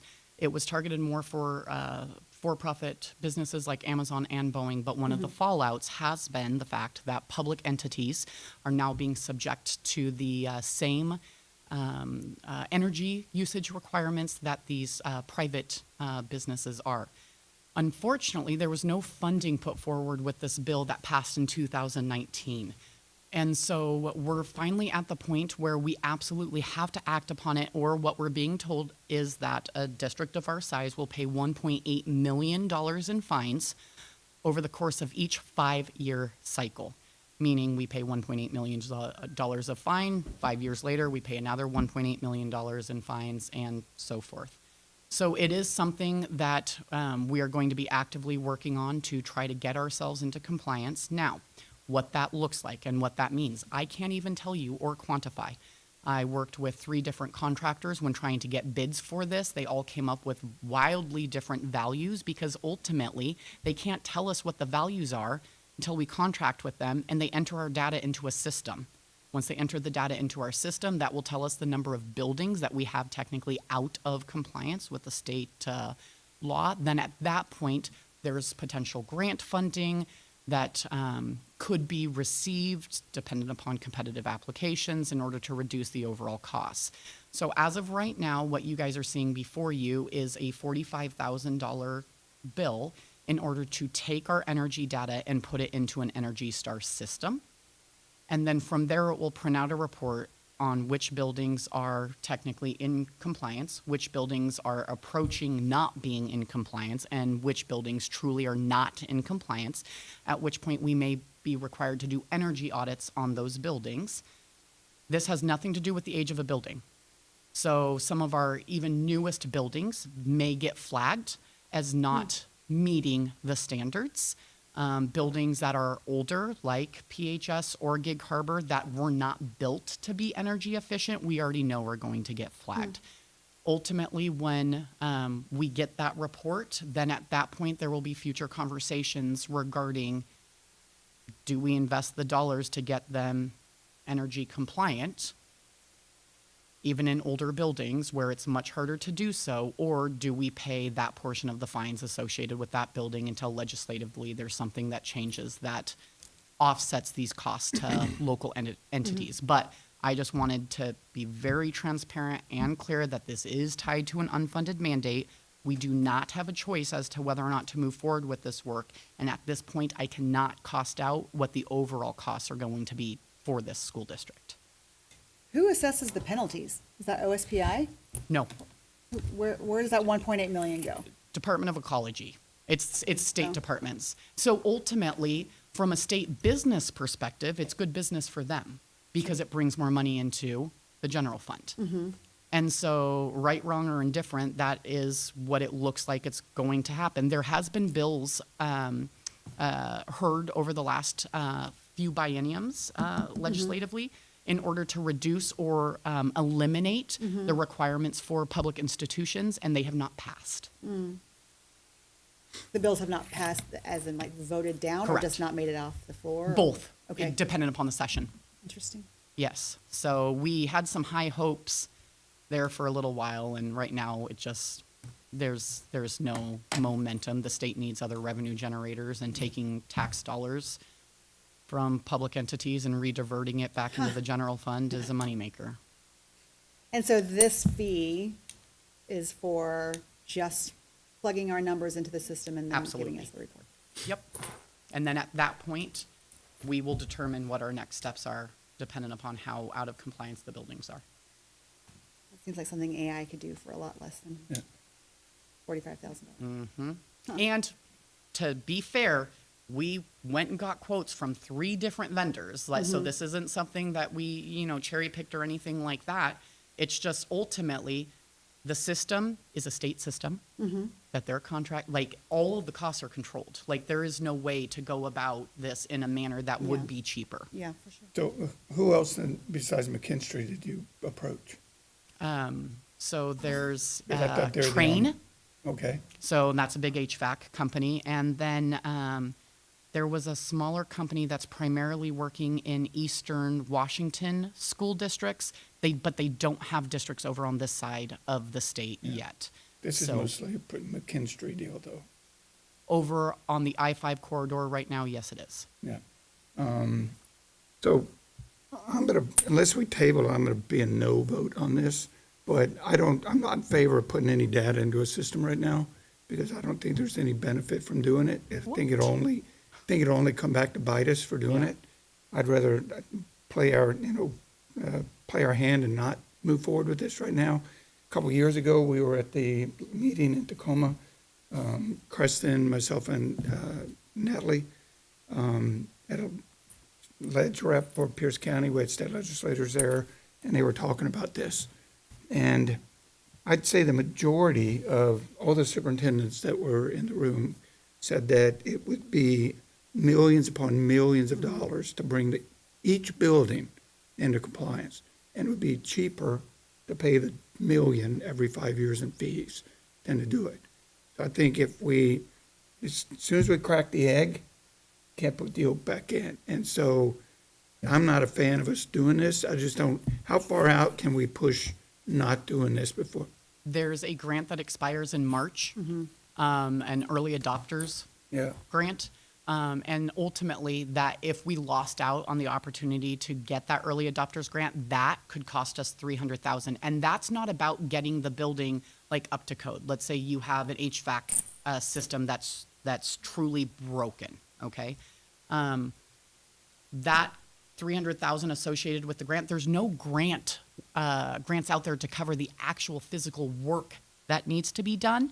The maintenance or whatever it happens to be, the grants that are available out there are for these vendors to be able to provide the auditing services, the energy auditing services associated with where your buildings are tied. What I will say though is legislatively, one of the things that they did change is they put in a little bit of a gray area in the law, which basically states that if a public entity can show that they're making efforts to get into compliance, but they cannot, you guys pass a bond or a levy to pay for the compliance, that then we could be exempted from the penalties. Now, what I asked the individuals I was working with in regards to this, because this has been something that we scrutinized long and hard. So when I said Peninsula School District operates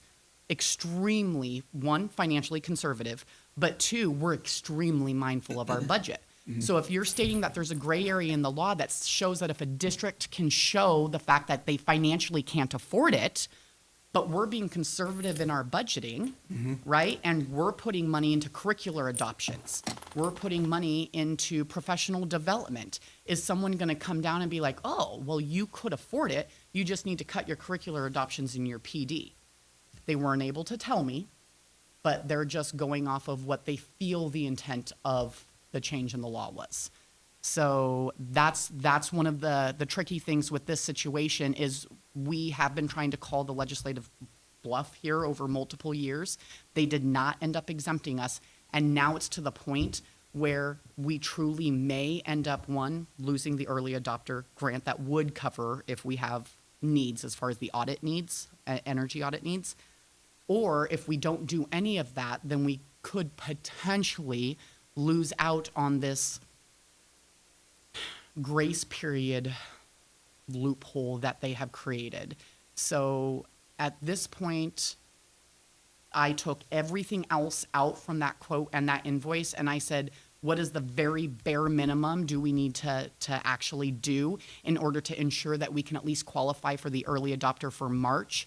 This was the very bare minimum. So you're not even seeing the rest of the costs associated with what else we were being given because I already said no to all of that. This was the very bare minimum just to ensure that we've taken some action to qualify under this gray area or loophole that was put into the law. Now, what that truly ends up looking like for our district, I will not know until the data is in the system and I see whatever this report says. But you did say we could get the grant. There's no guarantee we're going to get No, the it's a grant. competitive grant. Right, it's a Yes. competitive grant, so we may not even get it, right? And all the ones that do all the other stuff that we didn't do will probably get a favorite status for paying that extra money. I So know. I'm saying- This is one of those tricky things, and it again, that's why I'm putting it before the board, even though from bid threshold, all of that, it wasn't necessary. But this is one of those things that I feel like you guys need to be aware of, and the impact to the district, the community needs to be aware. The voters and taxpayers of Washington State as a whole needs to understand what's facing our local taxing jurisdictions. Because again, this isn't just a K-12 education situation. This is your hospitals, your library districts, your cemetery. Like, this is everyone. And Ashley, so your statement is that gray area, if we show due diligence, however, if they choose not to, then that would not. We would not qualify. Correct. Correct. So this just gets us to the gray area. That's it. And you guys, you know how I am with that as Yeah, far as yeah. pushing things forward. I'm extremely conservative on that area. It's just I didn't want to myself not take a step and have it come back to hurt the district in the long run, especially because none of our public entities right now know what's actually going to play out with this. Yeah. Do we have any tier 1 or are we tier 2, 3 schools? We know that yet. As far as size? I have a vendor who has guesstimated, but no, I do not know it with certainty. Okay. And I would reiterate, we have been talking about this since For years. for years. Yeah. And legislators know, and this came out of Commerce and Department of Ecology. Yeah. So we could also turn around and send a letter again about the impacts for schools and jurisdictions, taxing Absolutely. jurisdictions for schools once again. And we could talk about MSOC and the lack thereof to our legislators and others. So we could follow up whatever decision you make with a letter of impact. Is that something that the school board can sign? Okay. Yeah. So either way, I wanted you guys to know in full transparency what it is we're looking at. know that I did my due diligence. All of the other costly pieces associated with the hundreds of thousands of dollars of other costs in there, I stripped. This is literally to get data in a system so I can potentially qualify for a competitive grant come March, and keep my fingers crossed. But the grant only, just to be clear, the grant only helps cover some of the cost of the audit. That's exactly right. The audit then, because I know the audit then tells you how much it's gonna cost you to fix the school, bring it That's to code. exactly right. Which could be millions and millions of dollars per school. Absolutely. Yeah. I want to oversimplify it. So, pay this, get in the system, whatever. Potential benefits of grant, whatnot. If we did nothing, we run the risk of potentially getting up to $1.8 million. This will help us, unless everything is absolutely horrible, in which we lose $45,000 and still have the 1.8 million. Correct. We're hoping that of the reports across every building, somewhere in there were $45,000 less than 1.8 million, and then we come out ahead. That's exactly Accurate? right, Matt. Easy. Okay. Anything else? Yeah, Okay. I'm going to sound like a broken record. The state is failing their paramount duty to provide for the education of the children of the state. They're in violation of the Constitution. Why don't we sue them? I would rather spend $45,000 on an attorney. That's not going to get you much. No, but if every other state, if there are 295 districts in this state that throw in $45,000, they're obviously in violation by not funding this. I mean, they're not funding a lot of stuff, and it is in the Constitution as their paramount duty to fund this. We know that the McCleary decision lawsuit took well over a decade. Yeah. To get to their resolution to solve Yeah, it. yeah. So there have been districts talking about filing suit again Yeah. against the state. It's not a quick fix. Yeah. We'll still be in this situation of trying to determine how we're going to, fund these bills or the fines associated going back to the state, basically a redirection of apportionment. I don't mean to continue talking about this, but I do want to put out one other key piece that to basically just provide context to what we're seeing when we talk about lack of state funding. And this just really goes to show sort of, our superintendent doing her job. I got approached by the executive assistant with an invoice, and it says, hey, we got this invoice from the state, couple $1,000, just under $3,000. It says it's for the minority and women-owned business department, right? No context in regards to what you're paying for, anything like that. It's an invoice coming from the state to pay for money for a state department. And so I tell Jenny, I said, hey, we got to pay it, put it in the system, hit the superintendent's budget. Sorry. And so I get contacted by someone and says, you guys denied the purchase order for the payment of this invoice. And so I messaged Chris Bishop, my finance director, and I said, Chris, did you deny the purchase order for this invoice? And he says, no, Creston did. And so I go chat with Creston and Jenny, and I was like, hey, you denied the purchase order for this. And Creston says, well, absolutely. We didn't agree to that. Like, what are we receiving for that invoice, right? It doesn't even state, it's just a bill, right? Yeah. That right there is what happens with K-12 funding. Now, ultimately, I had to be like, well, correct, we didn't sign up for this, but we still have to pay for it, right? But when you're seeing the decrease of nearly 10% of the state's budget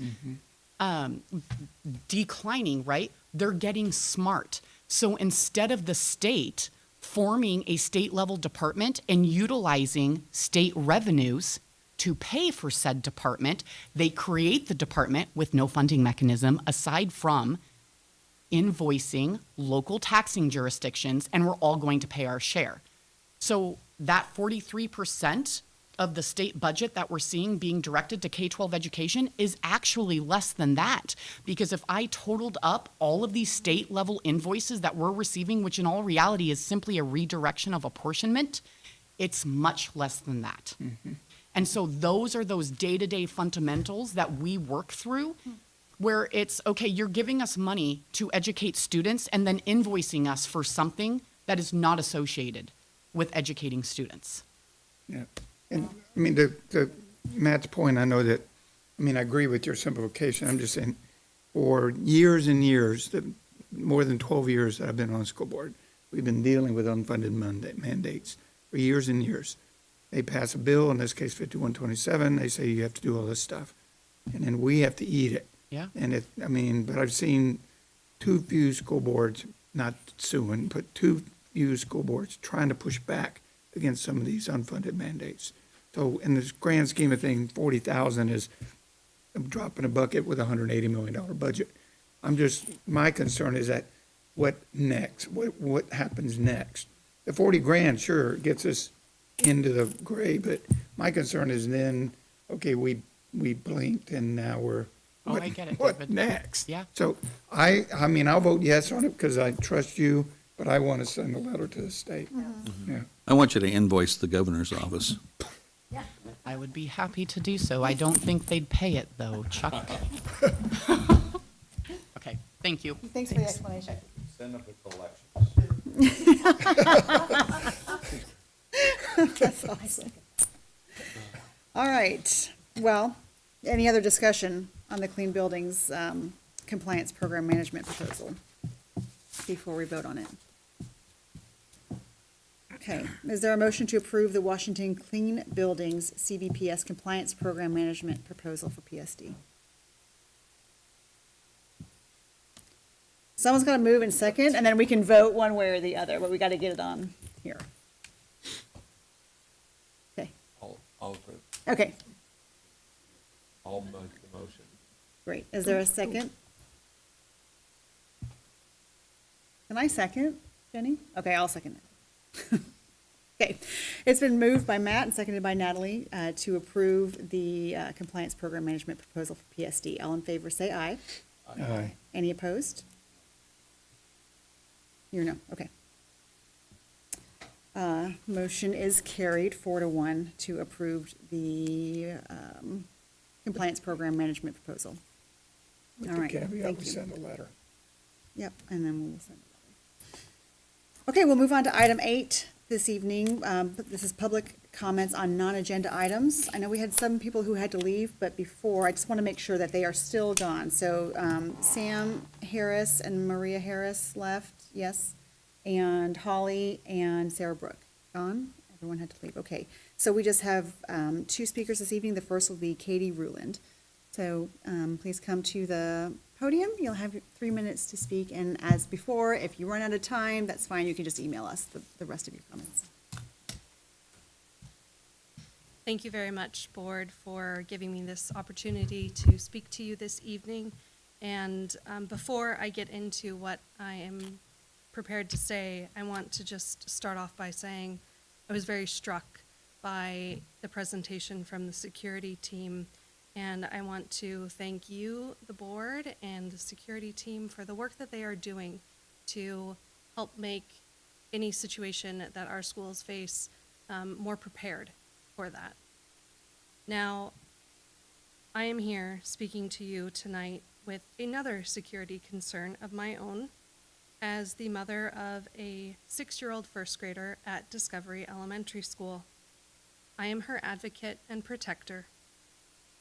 And I am here to employ the district to ensure that solicitation and recruitment of minors into any organization that operates during school hours and does not meet the strict requirements and disclosures associated with educational staff is prohibited on school grounds.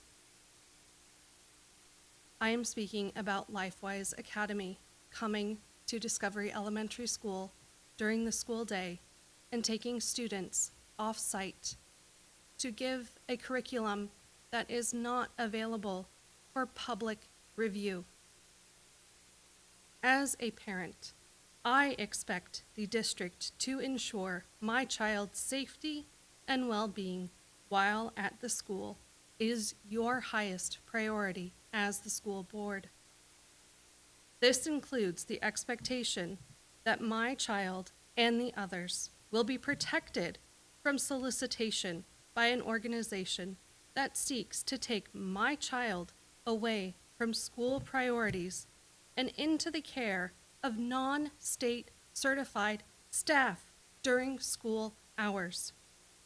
The certification and background checks done by the district on the teaching and administration staff help to ensure that sexual predators and other criminals are not allowed access to our children. Allowing an organization to recruit students to an off-campus site to be supervised by individuals who may not have those vetting is highly concerning and suspicious. LifeWise has been granted access to our students without public announcement, consultation, discourse, where our community can offer our views and perspectives on this matter. I expect the school board to do better, and I encourage us to have a thoughtful and meaningful dialogue about what policies can be put into place to ensure that recruitment of my child into these kinds of organizations is not happening on school grounds, and especially not during the school day while they are in your care. Thank you. Thank you, Ms. Ruland. Okay, next speaker is Jackie Pinkerton.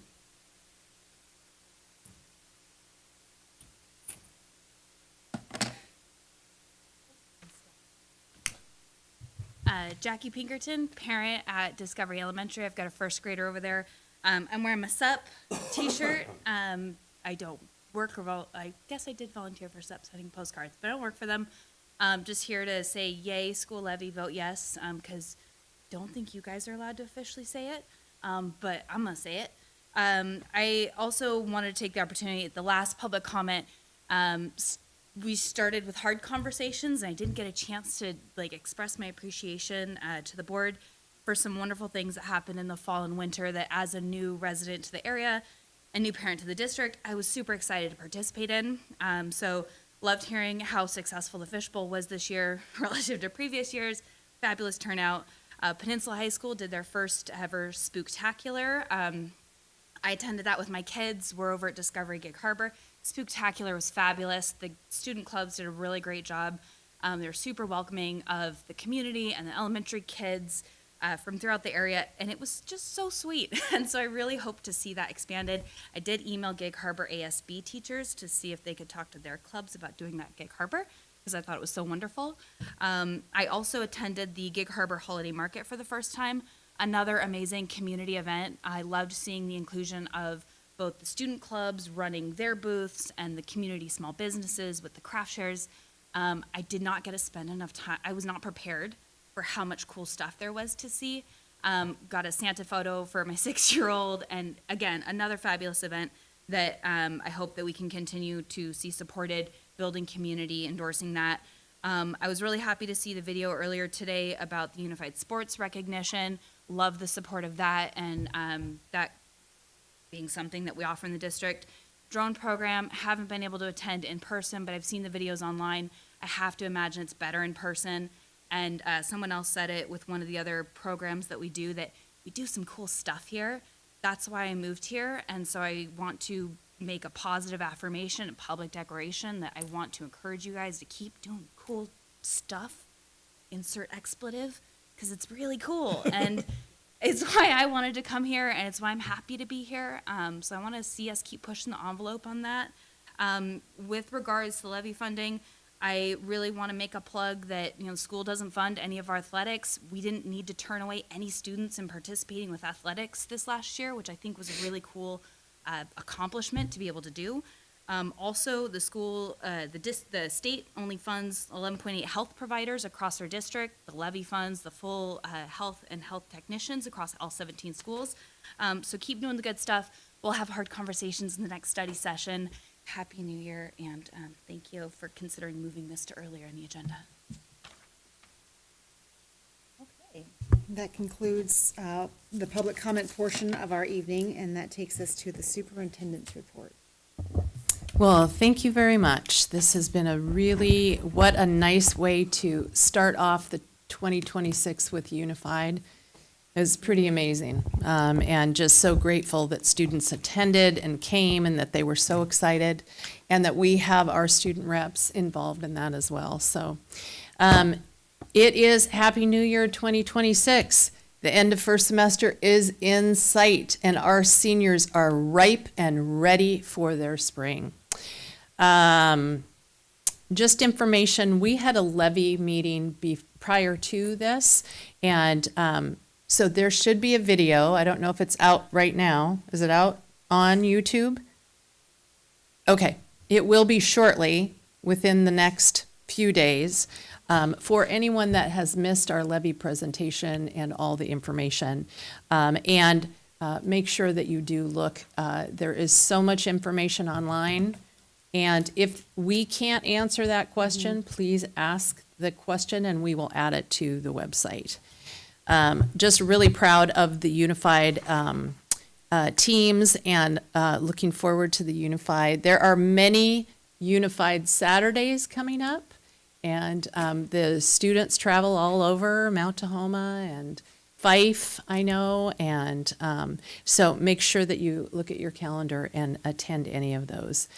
We have the West Sound Tech dedication next week on the 27th. They'll be dedicating a new facility. They have been busy building, and so they will have that dedication next week. It has been an honor and a privilege to go to all of the read-alouds. It's very interesting. Jenny bought all these books, and it's very interesting when you actually read them out loud to kindergarteners. You see that there are good books to purchase, and then there are not so many. There's some books that are not as good. And so I don't know how we get through that, but I had Jenny go get a few more. We have read to kindergarteners. Principals have been there. As you heard, Moose has been there. Mr. Farmer has been there. I haven't gotten Julie there yet, so I need to get her. Looking back at Wendy and Chris, I still have more to go. So it's always fun to read aloud. But what I'm very, very grateful, there was a big poster on my desk that said, "Thank you so much for coming out," because the students were so joyful, especially in Miss Wilson's class here. Julie and I, actually, Julie didn't read, but Julie came. You did read it, Artnell. Yes, you did. Yes. And is it not true that there are some books that are good to read aloud and there are others? The open-ended questions, not so good. When you say, would you rather, eat a cookie or, paint a llama? And then there's 8 million, you can't, I am not an elementary teacher. Cannot, no.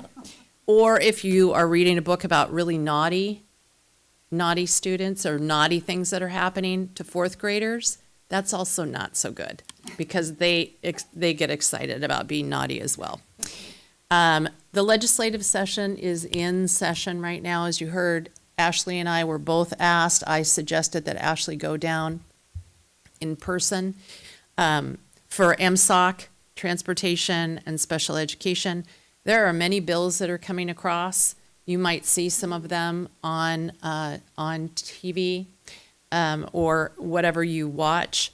But really, anything that is an unfunded mandate, we are encouraging all school districts to say no. Even if it's a great idea, that great idea costs money. And so what you're hearing today with Ashley, these were great ideas. Someone had a great idea. They passed a bill. They made it law. And so therefore, that will be less public dollars. It will be going directly to kids. And so thank you for your service on the school board. And it is a tough job. I don't think it's ever been this difficult. And the last thing I just want to say is there are many school districts that are in binding conditions that are not able to negotiate or even pay what their CBA is. They are looking at pay-to-play athletics or getting rid of them because the community has not either passed a levy and/or they cannot afford all of the unfunded mandates. And so we are not that school district. We should hold our heads up proud. That is why Ashley Murphy is asked. I know that next week, I believe, we are speaking with a national group how to do really difficult things. But I appreciate your continued support. You continue to speak up. You continue to challenge the status quo. And you're doing the right thing by kids. So thank you. Okay, that takes us to board discussion and comments. Who would like to start? David, you want to start? Why, because I got the green Yeah, light. well, yeah. Why Don't not? forget your green light. I just when you talk. Yeah, I'll try and do it a sandwich, good, not so good, good. So my wife always said, make it a sandwich. Okay, so first off, I want to give shout outs to Ashley and Patrick and her team for being able to keep an eye out for special things. Like, I'm a big fan of non-voter funded debt and or to be able to buy things without voter funded debt and to be able to come across a piece of property. And anyone that owns real estate knows that owning real estate's always a good thing. So to be able to find the property that we have right next to the school campus that if it turns out what we're hoping it will be, it'll be super cool. I know you can't tell yet, but it's really amazing that we're getting that property less than what they were selling it for. So kudos to you and Patrick and your entire team on that. I know it's a little bit behind, but a lot of us were at the Unified Assembly. That was so much fun. So happy to do that. So two good things. The LEDGE conference, we have hundreds and hundreds of people from all over the state, CFOs, superintendents, and school board legislative reps to come together to network and talk about issues and hopefully hear what the state's going to do for public ed, or in this case, and last year, what they're not going to do for the most part. Last year, we had state senators and a state rep come and tell us they heard us on the big three and did nothing.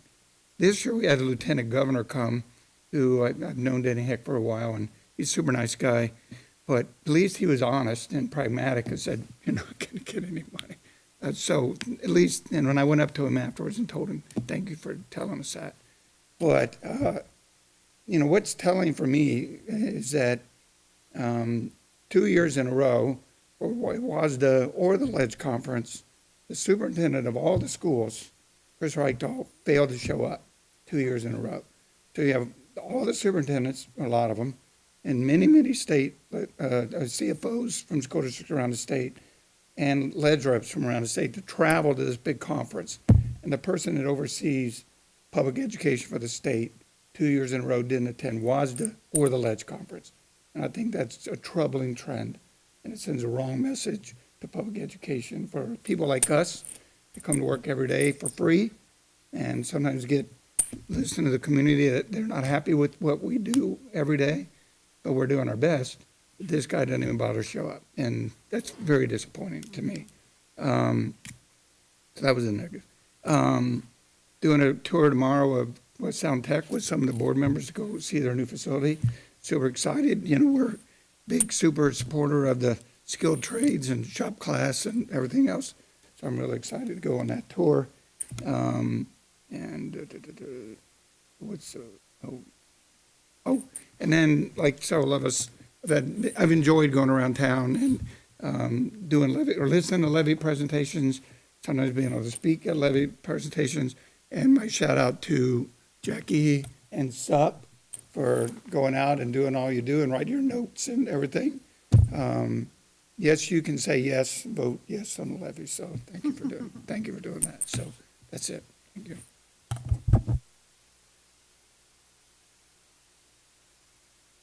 Yeah, I'll correct you, Dave, on one thing, and that's West Sound Tech is Thursday. Oh, you're right. It's not tomorrow. You had me worried for a moment. I'm so Okay. Yeah, and I'm very happy that we have West Sound Tech there, but it is it is there. It's downtown Bremerton. It's a long trip for the kids here. You know, it's like sending all the kids that want AP classes to Tacoma, downtown UW, rather than offering in-house. You know, we still need welding and metal shop here. You know, some basics. But that's great for the more advanced stuff. I gotta express too, I'm so proud of this district. Every time we sit down here and we hear about the great things that this district's doing, the teachers, what they're doing in the classrooms, and it's just awesome. I will be at the carnival on Saturday, the Civic Center. We're hosting a booth, so we'll be down there helping the kids play a game.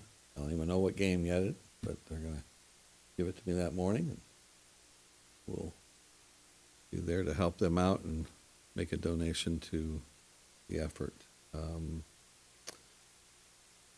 That's all I got to say. It's a great, I'm very proud to be part of this district.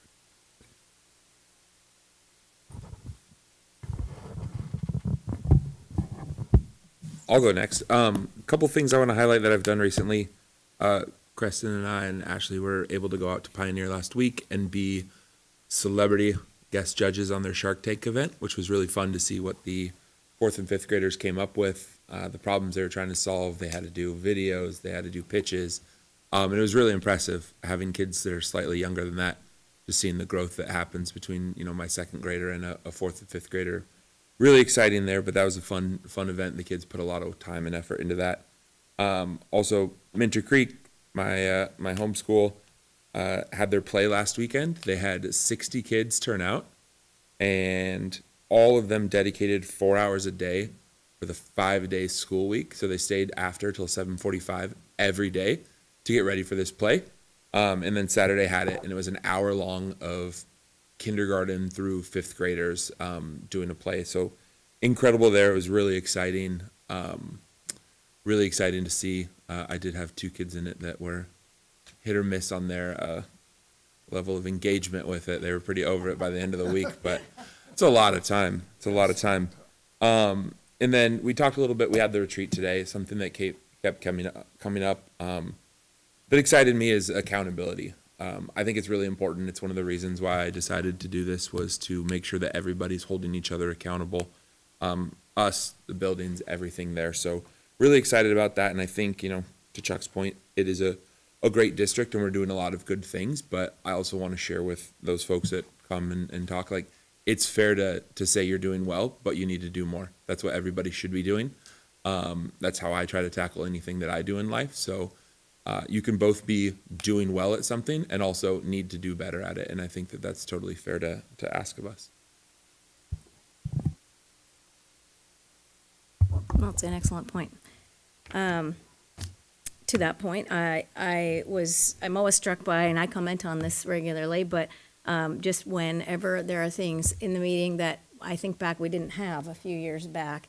And tonight was particularly noteworthy, I thought, because just a few years ago, we had no security officers, no unified sports, and no student reps. Like, so most of what we talked about and got to hear from tonight was programs that we didn't even have, which is not at all to pat ourselves on the back. It's just to look at, it's just fun to see where the district has gotten to. And you know, certainly we have a lot more areas we can improve, but it is kind of a constant, you know, hopefully a constant step forward. So, and I also am reminded when we talked about if we were going to be able to hire security officers and what that program looked like, and my own research, people that I talked to in some other districts who had such programs, it always came back when I would ask, you know, how does it work, or what's the answer I got from every district was, it totally depends on the people you're able to hire.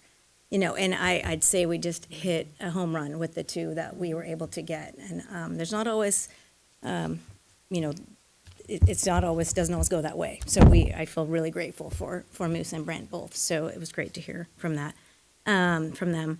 And you guys, as always, appreciate your reports. And That's the best part of every meeting, is hearing from all of the students and unified and such. Lastly, just as I was reflecting on the holiday yesterday and the reason why we had the day off, this has nothing to do with the school district. But I had occasion to be in Memphis for a completely different reason in October, and we were there for one day, and while we were there, we got to go to the National Civil Rights Museum, which is at the Lorraine Motel, which is where Dr. Martin Luther King Jr. Was killed, and it is one of the most incredible experiences of my life. And I think just if you ever have occasion to be in Memphis, I travel for a living, but had never been to Memphis, Tennessee before.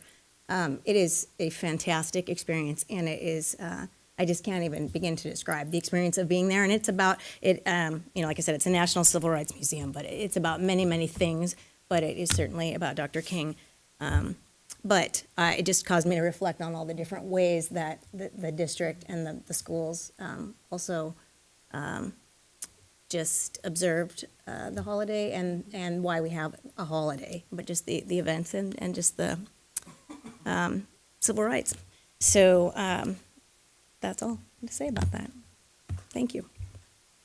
Okay, I'll wrap it up. I think that if we can add back into board discussion and comments for future meetings during legislative session, we'll do legislative updates because there's always so much to watch out for. So David, if you want to give those updates, we can, whoever's involved in something, we can do that. When we met with WASDA and WASBO, WASDA, all the WAS, right, we kind of committed to a blanket no on any unfunded mandate, regardless of whether or not it was a good idea. And Carol, do you mind if I just call you out? I'm going to ask, like, does WEA have, are they taking that same stance this year? Is it no on anything unfunded, or are you still kind of evaluating? Yeah. Okay. Yes. Okay, good. That is good to know, because I think we just have to get a little bit loud. And, you know, Chuck, you took a position tonight, you took a stand, and I think that's what it's going to take. And there are some things that are not going after more money, but going after less expense. So like the tax exemption, if we could go after that for contract services or compliance with these buildings, things like that. And then also looking at what we can't get more, what can we take off of your plates? So however we approach those conversations, I think those will be important and things that our legislators need to understand. So moving forward, it's a short session. I don't expect to see a whole lot of movement on anything. But for those of you who are watching and it seems overwhelming, I would encourage you to go to the WASDA website. It's wssda.org. They have a bill watch. So if you go under advocacy and in session, they have a spreadsheet called Bill Watch, and they track all of the bills related to public education. So you can kind of see where things are, what's moving forward, what's dying, something that, you know, if you want to sign in and testify on something, it's a great place to track what's happening there. I just want to add one thing. I was with the chamber today, and Gary Parker also has a bill, you know, for small businesses. Mm-hmm. And so just it's important for the public to know anything that is passed, like around HR or requirements. We also, because we are the largest employer, schools are usually the largest employer within any area. And so we also, anything that comes down that may affect a business, most likely also affects us. Wow. So in addition to education funding, so how we do HR. So you heard a little bit about, benefits, L&I changes, any of those things, they also hit us. And we are usually the largest employer in any area. Wow. I mean, not always, but in many, Yeah. we are here. Interesting. Well, we will keep everyone updated on that as it goes. We don't have a whole lot of board meetings during this short session. I am going to mention this. I've debated whether or not, but we had a school safety update, and Moose was talking about the just the increase we see in online violence and behavior. And, you know, with young people, I think you kind of expect that. They're still growing, they're learning what's right and what's wrong, and I shouldn't be surprised when things happen here, but they do. And we've taken a position and done some research and tried to figure out what can we policy in place to protect our kids from that.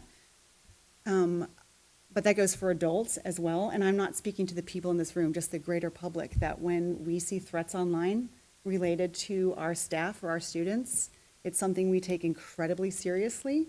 And if there's a way that we can address it, we will. So things that we see that are hurtful, threatening, damaging, scary, I understand there are things that happen in the school district, decisions that are made that people don't like. It is never okay to put threatening statements out, and we will, as a board, continue to pursue any means necessary to protect our staff and our students. And comments that are made in jest or flippant that are threatened or will be taken very seriously. So I just encourage you all. We all have kids who are watching us, even if they're not in our homes. What we say and do online matters just as much as if we were doing, if not more, than face-to-face. So I think everyone who sees something and says something in that regard. And I will end on a happy note, kind of a happy note, I don't know. It's 2026, and so this is the day, this is the year when this calendar turned that I have been, I don't know, I can't say dreading, but I have a senior. So I like to tell people that I've got 2 adult children at home and 1 baby, and he just turned 215 months old. So he will be graduating from high school this year. So when you turn that calendar, it's 2026, and that's it for us in our home. And I look back as I'm going through looking at pictures. Caitlin, you're in a ton of these because there are 5th grade graduation ceremonies and your dancing classrooms and all of that. So it's a super exciting time, and it goes really fast, but it's just a reminder of what a tremendous role education plays in the lives of our kids. And man, we're fortunate. I just thank my lucky stars that this is the place that we chose to settle and raise our family, because the opportunities my kids have had in the school district, despite the challenges, have got them to be able to chase all the things that they want to do. So, and there's always teachers, staff, coaches, people that they remember along with their friends that we all know, we all had it, will take us a lifetime. So on that happy note, let's see, and make sure I give my updates. Our next regularly scheduled board meeting will be held February 3rd at 6:00 p.m. here at Swiftwater. Also just want to point out that a levy information forum was conducted earlier this evening, and continued efforts to inform and engage our community regarding the upcoming renewal levy. And the next forum about that will be held on January 26th at Evergreen Elementary at 6:00 p.m. And I'd also like to remind everyone that renewal levy ballots will arrive in your mailbox later this week. So ballots are due by by Tuesday, February the 10th. So please remember to vote. And with that, at 8:07, we are adjourned.